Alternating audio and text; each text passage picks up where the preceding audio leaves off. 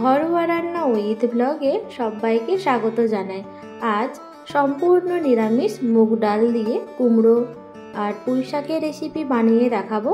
এই রেসিপি আমি কিভাবে বানাই সেটাই আপনাদের সাথে শেয়ার করছি।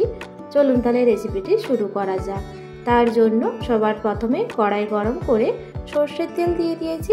সর্ষের তেল দিয়ে দেওয়ার পর এর মধ্যে একটা গোটা শুকনো লঙ্কা আর 5 ফোড়ন দিয়ে দিলাম, আর তার সাথে দিয়ে দিচ্ছি হিং। গ্রেট করা আদা দিয়ে দেওয়ার পর ভালো করে নাড়াচাড়া করে নেব।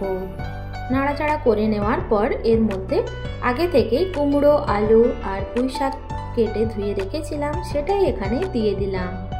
দিয়ে দেওয়ার পর ভালো করে নাড়াচাড়া করে নেব।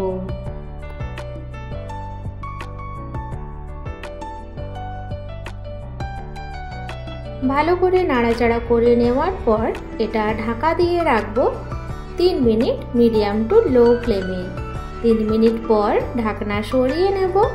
সরিয়ে নেওয়ার পর আবারও ভালো করে নাড়াচাড়া করে নেব। আমার এই রেসিপি আপনাদের ভালো লাগলে অবশ্যই একটা লাইক দেবেন আর কমেন্টে জানাবেন। নাড়াচাড়া করে নেওয়ার পর এর মধ্যে এক এক করে গুঁড়ো মশলা দিয়ে দেব। হলুদ গুঁড়ো, কাশ্মীরি লঙ্কার গুঁড়ো, জিরা গুঁড়ো আর স্বাদ অনুযায়ী লবণ দিয়ে ভালো করে মিশিয়ে নেব। 2 মিনিট এইভাবে নাড়াচাড়া করে নেব। নাড়াচাড়া করে নেওয়ার পর এর মধ্যে আগে থেকে 1 বাটি মুগ ডাল ভালো করে ধুয়ে পরিষ্কার করে নিয়েছিলাম সেটাই এখানে দিয়ে দিলাম। দিয়ে দেওয়ার পর আবারও ভালো করে নাড়াচাড়া করে নেব।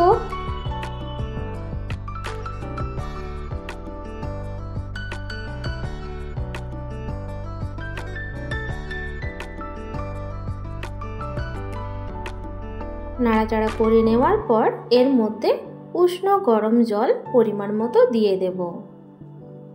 দিয়ে আবারও ভালো করে মিশিয়ে নেব। ভালো করে মিশিয়ে নেওয়ার পর এটা ঢাকা দিয়ে রাখবো 5 থেকে 6 মিনিট মিডিয়াম টু লো ফ্লেমে। এর মধ্যে 2-1 বার নাড়াচাড়া করে নিয়েছিলাম। 5 থেকে 6 মিনিট পর ঢাকনা সরিয়ে আবারও ভালো করে নাড়াচাড়া করে নেব।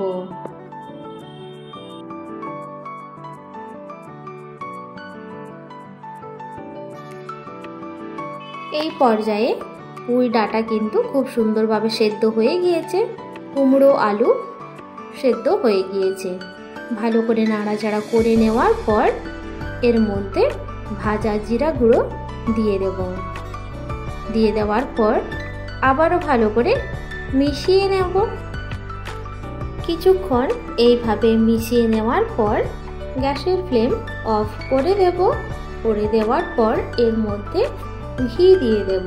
ঘি দিয়ে দেওয়ার পর এটা ঢাকা দিয়ে রাখবো 2 মিনিট। তারপর একটা প্লেটে সার্ভ করে নেব।